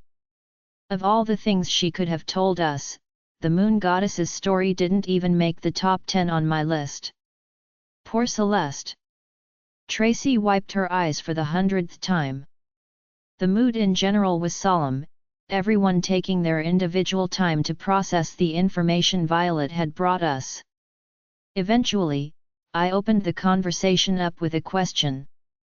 So, Janine was what? Her first choice. Vi looked at me. You mean, before me? I think so. What's the end goal? King asked. For this Phoebus guy. She said it would mean the end of us all. And I don't think she meant the end of werewolves, specifically. I think he wants to destroy everything Celeste created. The wolves, were-bears, were-foxes, witches. Maybe even the vampires, who knows? That's so weird. Tracy said. If he's so jealous, why not just create something of his own? A species of his own children. Maybe he can't. I thought aloud. Maybe it's not part of his power. So he manipulates the creations of his sister into getting rid of themselves out of spite. Ashwell added. Or maybe he's just a prick who gets off on mass genocide. King spat. Whatever his motivations, he has to be stopped. This is now way bigger than just a problem with Janine, like Celeste said, she's just his puppet this time. But whatever he's planning, we can be sure that she's a main player. Vi pinched the bridge of near nose. I need to talk my parents. I was just thinking the same thing. Gideon agreed. Shall I? Please. She nodded. He vanished with a slight pop. I folded my hands together under my chin, waiting. According to Violet, she'd been with the goddess for only a little while, but in reality, she'd slept for hours. It was twilight outside, the shadows of the setting sun streaming in through the windows. My eyes followed a bird flitting from tree to tree in the yard, my inner thoughts a jumbled mess. My sole focus right now was trying to figure out how I could protect my family. I was about to have 2 children, born into a world that would soon be thrown into chaos, and my guts twisted and knotted at the thought. It wasn't long before Gideon reappeared in the center of the room, holding hands with Dimitri and Lily. Both of them looked somewhat dizzy, settling into the nearest chairs. We can't be gone long. Lily told us. Dad said you have information about Janine. She said the name like it was poison. You might want to call Ben and tell him to look after stuff for a couple hours. I suggested to Dimitri. This is a lot. He raised an eyebrow between me and his daughter, but nodded, pulling out his cell. Did you find her? Lily directed the question Violet. No. But we know more than we did. Dimitri ended the call, leaning back in his seat. Go ahead. So, for the second time tonight, Violet recounted her meeting with the goddess, sparing no detail. Tracy teared up all over again, while the rest of us listened closely to anything we might have missed before. Dimitri's expression remained neutral, while his mates displayed various emotions as she listened. When she was done, the room was quiet, save for Tracy's sniffles. It makes sense now. Dimitri spoke into the silence. What do you mean? I asked. He glanced at Lily. Janine wasn't always the way she is. We grew up, not together, but in the popular cliques you could say. Her parents were once very influential in the pack. She was a sweet girl, very helpful, very happy. When did that change? King asked. Around high school. But that happened with most of the girls. Boys too.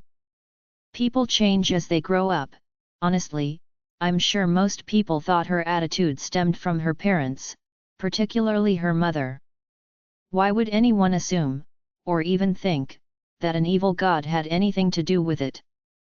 Dad. Lily looked at Gideon with a strange expression. You don't think? Bastian. I've been considering it. He nodded.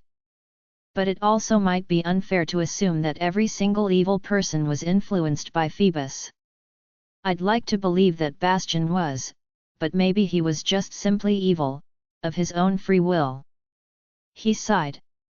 But we know for sure that Janine is being influenced. I said. And that makes her more dangerous than we originally thought. Agreed. Who knows if Phoebus decided to give her another gift of his? Ashwell said. I stood, gathering everyone's attention. We need to focus on finding Janine. I turned to King and Ashwell. I want our training doubled. I also want you to pull back on border patrol. No point in putting pack members' lives at risk. We have the shield up now, so put those men into training with the others. And I want you to put the word out that any women who want to train, have the right to. Yes, Alpha. They replied in unison. Vi, I want you to train with Gideon, as much as you're able. You might have different magic, but he can still guide you. Tracy, stay with her. Help me look out for my family. Both the girls nodded. Violet rubbed circles over her stomach. You're talking like you have a plan, son. Dimitri said slowly. I do. Care to fill us in? Gideon asked. Starting to pace, I walked them through the theory I had. Vi, you said Celeste told you to remember that her daughter died, right? Well, Elsa was a goddess, wasn't she? It stands to reason. Lily answered the question. She was born from the moon goddess, and her grandmother was also a goddess. But she still died. I stated firmly. So, that means it's possible. Which means it's also probably possible that Phoebus can be killed too. You're right. Ashwell said slowly. I can only imagine how hard it's going to be to kill a god. King crossed his arms. Our first plan of action is to capture Janine. I explained. I'm betting that if she knows we know about Phoebus, he'll know it too. Knowing we know about him, and have general idea about what he's planning might throw him off a little. So, to summarize, you want to capture a dark witch, tell her we know her grand scheme, and then try to kill her god boss. Tracy wrinkled her nose. No offense, Alpha, but that's pretty out there. It's better than sitting around and waiting for a war. Lily spoke with authority. Tracy sank back into the sofa. I looked at the other Alpha present. Dimitri, I'm going to need you too. How can I help? I'm going to need you to help me get in touch with other packs. And, if I remember correctly, you have an old Werbear friend. He smirked. He's not going to believe any of this. He might. After all, this family has not only a mother wolf, but a midnight wolf too. Violet mirrored her father's smirk. I don't suppose anyone knows how to get a hold of the foxes. Gideon looked around. Everyone shook their heads. Perhaps Celeste has contacts. He tapped his chin thoughtfully. Bring him here, if you can. I said. For the next hour, we came up with a rough sketch of a plan. Despite sleeping for most of the afternoon, Violet's eyelids started to droop, and Tracy was yawning. Around 10, our group split off, King and Ashwell heading to their respective floors, while Gideon took Dimitri and Lily home. Dimitri was to tell his beta and gamma what was happening, as well as fill them in on the plan so far. Everyone had their roles, and the sooner we got started the better. Taking my mate's hand, we walked through the house until we got to the kitchen. Vi sat at the island, resting her head on the cool marble surface. I pulled varying food items out of the fridge and cupboards, working to make us a light dinner. It's crazy, isn't it? She said quietly.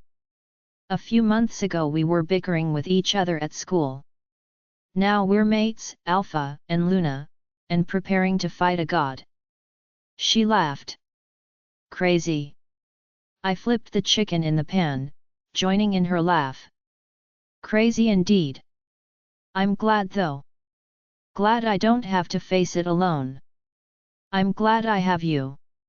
I looked at her, my face serious. You'll always have me, Vi. No matter what. She sat up tiredly when I set her plate in front her. We ate in comfortable silence, occasionally glancing at each other. My thoughts drifted back to my conversation with my wolf the other night. Enno. Yes. Did you know all this? Is this what you've been talking to Celeste about? No. I set my fork down. If you have any information that can help us, I'd really like it if you didn't keep it to yourself. I know as much as you do, Jasper. Violet groaning pulled my attention to her. What's wrong? I asked instantly. Hala is bothering me to run away. But I'm tired. She grumbled. I want to go for a run. Enno piped up. She just said she was tired. Hala isn't. I could feel his intention in my head and I rolled my eyes. Do you ever not think about S***X? It's been forever, Jasper. He growled, surprising me. I want to mark my mate too. I want to complete the bond. What are you talking about? Violet and I marked each other, the bond is complete. He growled again, louder. Pushing forward, Enno tried to take control. I gripped the countertop to steady myself, shocked by his behavior. What is the matter with you? I yelled at him. I need to mark her, Jasper. Not tonight, Enno. In case you didn't notice, we're all stressed. Especially Vi, and he tried to take over again. I pushed back, keeping him at bay by a thread. I couldn't understand where this sudden need came from. Our wolf counterparts marked each other, not out necessity, but more to show other wolves they were taken. But Enno was acting as if this was life or death, snarling and clawing inside my head. Violet stood, looking as frazzled as I was. Hala is insisting we go for a run. She rolled her eyes hugely. So is Enno. Let's go. Let them get it out of their systems. She scooped up the dishes, dropping them in the sink. We took the closest exit, the back door of the house. Another improvement by Gideon, and fairly convenient. I discarded my shoes by the stone steps leading into the yard, and then my sweater. It was especially bright out tonight, and looking up I saw why. It was a full moon, with not a cloud in the sky. It shone brightly, perfectly round with a white halo glowing around it. The stars around dulled in comparison. Violet shifted, and I a few seconds later. Enno instantly forced me back, having more control in this form. At least wait till you're in the forest. I sneered at him. The last thing I wanted to have to explain to anyone who happened to look out their window was why my wolf couldn't control himself. If I couldn't have S**x in the open, neither could he. To his credit though, he did manage to get to the trees, but not very far. As soon as the two made it past the first 5, Hala crouched, her tail in the air. I turned my attention elsewhere, letting him have his moment, which he was all too eager for. It was a little unsteady at first. Hala was a big wolf after all. The thing that took me off guard was how good it felt. Enno was in alpha mode now, the beast coming out. But I felt everything, willingly giving myself over to the pleasure. It had never felt like this before. Our wolves had mated, a few times, but held back on marking. I knew Enno wanted to, so I assumed it was Hala's decision. Usually I would mind my own business, give them a semblance of privacy. Of course, I could feel what he felt, but this was different. This was so much more intense, and I couldn't figure out if it was because they intended to mark each other this time. Eventually, I stopped thinking about it, caught up wholly in the sensations I was feeling. If I didn't know any better, I could have sworn it was me making love to Violet, not Enno and Hala. As we neared closer, I had an unexpected urge to push forward. Enno didn't fight me, he invited it. Instead of taking control from him though, I was in a sense merged with him. Seeing through his eyes, moving with him. Together, as one mind, we went for Hala's marking spot. A fierce, guttural growl emitted from us as we pierced her skin. Our vision blurred, and then it was blinded by a piercing white light. It was just like what had happened when Violet and I had marked each other. The moment was pure ecstasy, beyond anything I could describe. Hala then stood, practically throwing us off. A second later, she was over us, her teeth exposed. There was pain, and then another wave of bliss. The light around us faded, and she pulled away, licking the blood from mouth. Enno shoved me back so suddenly, and forcefully, I was shocked I didn't lose consciousness. My anger flared, my intention to lash out at him. Until I focused on our mate. The words died on my tongue, every thought going blank.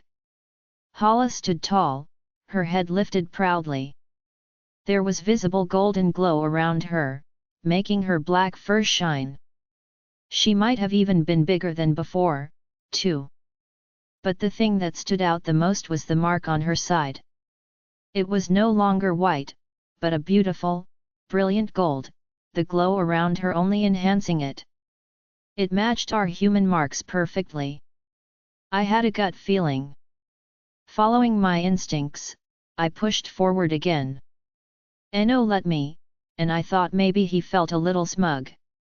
Turning my head as far around as I could, I looked at my own fur. There was no glow around me, but, like I had suspected, I now had a mark to match Hala's. Our bond is different from others. Enno told me. I couldn't form a reply for him. And now, it's complete. Throwing back their heads, our wolves let out joyful howls. The rest of the audiobooks will be uploaded in the next episode. Join us on Patreon to listen to more unlimited audiobooks.